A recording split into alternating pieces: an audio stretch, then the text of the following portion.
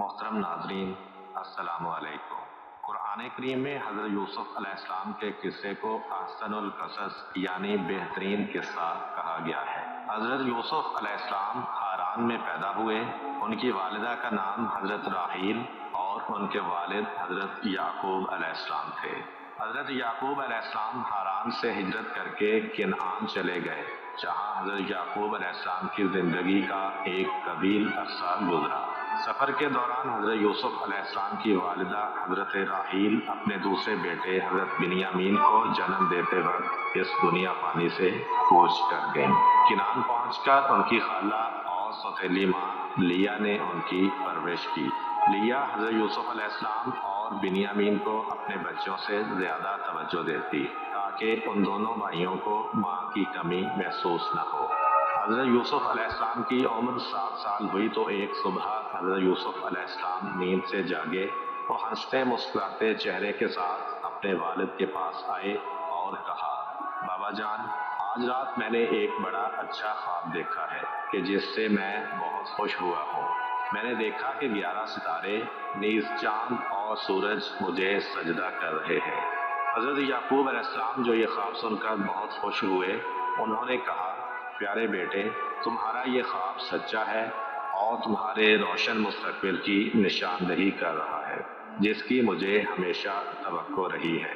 تمہارا رب تمہیں منتخب کرے گا اور تمہیں خوابوں کی تعبیر سکھائے گا اور تم پر اور آل یعقوب پر اپنی نعمت اسی طرح تمام کرے گا جس طرح اس سے پہلے تمہارے آبا ابراہیم و اسحاق علیہ السلام پر وہ اپنی نعمت پوری کر چکا ہے۔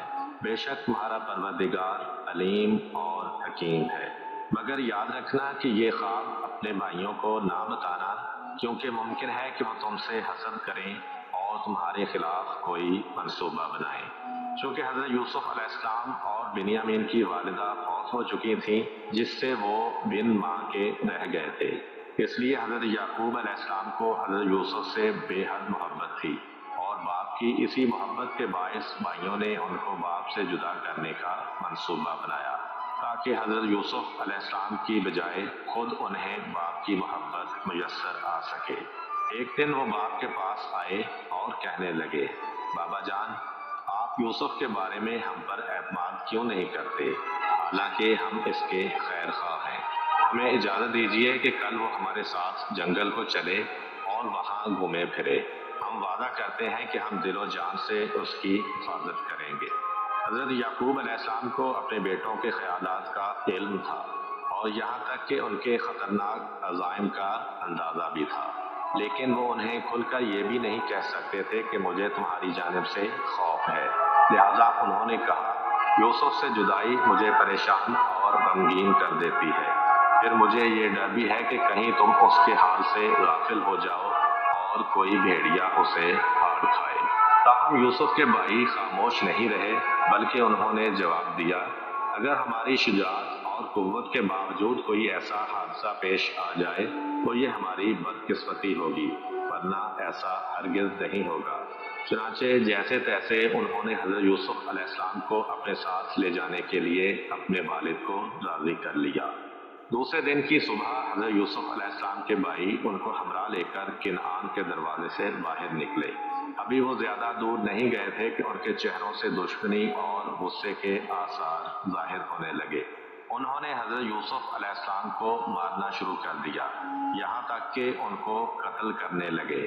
حضرت یوسف علیہ السلام نے بڑی التجا کی کہ وہ ان کا چھوٹا بھائی ہے، وہ انہیں قتل نہ کریں، لیکن حسد کی آگ ان کی عقل کو زائل کر چکی تھی۔ پھر ان میں سے ایک نے دوسروں سے کہا کہ یوسف علیہ السلام کو قتل نہ کریں، بلکہ بہتر ہے کہ ہم اس کو کسی کنویں میں پھینک دیتے ہیں۔ چلتے چلتے وہ کنعان کے کنویں پہ جا پہنچے۔ حضرت یوسف علیہ السلام بہت روتے دھوتے، لیکن ان کا نالہ و فریاد بھائیوں کے سینوں میں بھڑکتی ہوئی حسد کی آگ کو نہ بجھا سکا اور انہیں اس جرم سے باز نہ رکھ سکا۔ وہاں انہوں نے حضرت یوسف علیہ السلام کی قمیض اتار لی اور انہیں برہنہ کر کے کنویں میں پھینک دیا۔ پھر سوچنے لگے کہ اب ہمارے باپ کا دل یوسف کی محبت سے خالی ہو جائے گا اور اب ان کی ساری محبت یوسف کی بجائے ان کے حصے میں آ جائے گی۔ وہ تو یہ سوچ رہے تھے لیکن تقدیر ان کی بے عقلی پر ہنس رہی تھی۔ جب سورج ڈوب گیا اور اندھیرا چھا گیا تو یوسف کے بھائی روتے ہوئے باغ کے پاس پہنچے۔ حضرت یوسف علیہ السلام کی قمیض جس پر انہوں نے ایک بکری کا خون لگا رکھا تھا وہ باپ کو دکھائی اور کہا، بابا جان، جس بات سے آپ ڈرتے تھے وہ ہو کر رہی۔ یعنی جب ہم آپس میں تیر اندازی کا مقابلہ کر رہے تھے تو ہماری توجہ یوسف کی طرف سے ہٹ گئی۔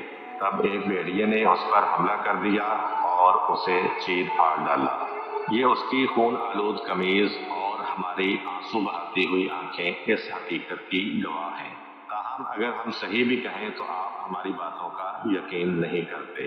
اگرچہ حضرت یعقوب علیہ السلام اپنے بیٹوں کے جرم کو بھانپ گئے تھے لیکن آپ جانتے تھے کہ خدا نے یوسف علیہ السلام کی قسمت میں جو کچھ لکھا ہے اس کو ٹالنا ممکن نہیں۔ پھر ان کو جواب دیا، تمہارے سرکش نفس اور حسد کی آگ نے تم سے ایک ناجائز کام کرایا ہے، تاہم میں اس پر صبر اختیار کرتا ہوں اور اپنے پروردگار سے مدد مانگتا ہوں۔ ادھر حضرت یوسف علیہ السلام کنویں کی تہہ میں بیٹھے تھے اور گہرے اندھیروں نے انہیں اپنی لپیٹ میں لے رکھا تھا۔ وہ اپنے مستقبل کی فکر اور اپنے باپ کی حالت زار کا خیال کر کے پریشان ہو رہے تھے۔ انہیں رہ رہ کر اپنے بے قصور ہونے کا احساس ہو رہا تھا اور ان کا دماغ مختلف خیالات کی آماجگاہ بنا ہوا تھا۔ اسی دوران میں ایک قافلہ کہ جو مصر جا رہا تھا وہ اس سرزمین پر پہنچا۔ قافلے والوں نے وہاں پڑاؤ ڈال دیا اور اپنے ایک غلام کو پانی لانے کے لیے کنویں پر بھیجا۔ غلام نے ڈول کنویں میں لٹکایا اور پھر اوپر کھینچا تو دیکھا کہ پانی کی بجائے ڈول کے ساتھ ایک خوبصورت لڑکا لٹک رہا ہے جس کا چہرہ چاند کا ٹکڑا معلوم ہوتا تھا۔ اس غلام کی حیرت اور مسرت کی کچھ انتہا نہ رہی اور اس نے بآواز بلند کہا، آؤ دیکھو کہ یہ ایک لڑکا ہے جسے میں نے کنویں میں سے نکالا ہے۔ یہ سنتے ہی قافلے کے لوگ کنویں کے کنارے جمع ہو گئے۔ وہ خوف اور پریشانی کے ساتھ یوسف علیہ السلام کو دیکھ رہے تھے۔ آخر انہوں نے طے کیا کہ اس لڑکے کو مصر لے جائیں اور غلام بنا کر بیچ دیں۔ اسی دوران حضرت یوسف علیہ السلام کے بھائی جو یہ دیکھنا چاہتے تھے کہ یوسف کے ساتھ کیا ہوا وہاں آ پہنچے۔ جب انہوں نے دیکھا کہ حضرت یوسف علیہ السلام قافلے والوں کے پاس ہیں تو انہوں نے ان سے کہا کہ یہ ہمارا غلام ہے جو گم ہو گیا تھا اور ہمیں مل نہیں رہا تھا۔ اس کے ساتھ ساتھ انہوں نے حضرت یوسف علیہ السلام کو کہا کہ اگر انہوں نے قافلے والوں کو کچھ بتایا تو وہ انہیں قتل کر دیں گے۔ چنانچہ حضرت یوسف علیہ السلام نے کہا کہ ہاں میں ان کا غلام ہوں۔ قافلے والوں نے حضرت یوسف علیہ السلام کے بھائیوں کو کہا کہ اگر وہ اس غلام کو بیچنا چاہتے ہیں تو وہ اس کے خریدار بنتے ہیں۔ روایت میں ملتا ہے کہ حضرت یوسف علیہ السلام کے بھائیوں نے 20 دینار کے عوض ان کا سودا کیا اور ان کو قافلے والوں کے سپرد کر دیا۔ بہرحال قافلہ روانہ ہو گیا اور منزلیں طے کرتا ہوا مصر جا پہنچا۔ ان لوگوں نے یوسف علیہ السلام کو مصر کے بازار میں کم قیمت پر بیچ ڈالا اور عزیز مصر جس کا نام پوتیفار تھا اس نے انہیں خرید لیا۔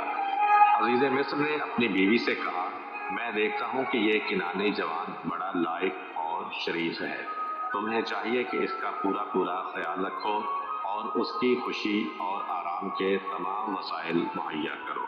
مجھے امید ہے کہ وہ آئندہ ہمارے لیے سود مند ثابت ہوگا یا ہم اسے اپنا بیٹا بنا لیں گے۔ حضرت یوسف علیہ السلام کو عزیز مصر اور اس کے گھر والوں کی نظر میں بڑا بلند مقام حاصل ہو گیا۔ انہیں گھر کے تمام امور نیز غلاموں اور خدمت گاروں پر پورا اختیار حاصل ہو گیا اور ہر کام ان کی مرضی کے مطابق انجام پانے لگا۔